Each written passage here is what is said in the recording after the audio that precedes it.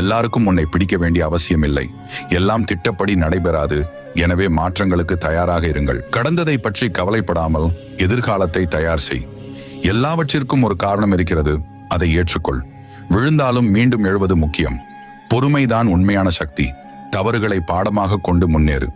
சில விஷயங்களை விட்டு விடுவது அமைதிக்கான வழி. எதிர்பார்ப்புகள் குறைவாக இருக்கும்போது அமைதி அதிகமாக இருக்கும். அதிர்ச்சி தரும் தருணங்களும் உன்னை வளர்க்க உதவும்.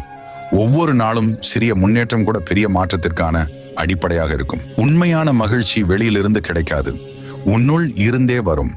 தவறுகளை ஏற்றுக்கொள்ளும் துணிவே புத்திசாலித்தனத்தின் அடையாளம். உன் சிந்தனைகள் தான் உன் வாழ்க்கையை உருவாக்கும். ஒவ்வொரு முடிவும் உன் எதிர்காலத்தை தீர்மானிக்கும். எளிதில் கிடைப்பது நிலைக்காது, நிலைக்கும் ஒன்று எளிதில் கிடைக்காது.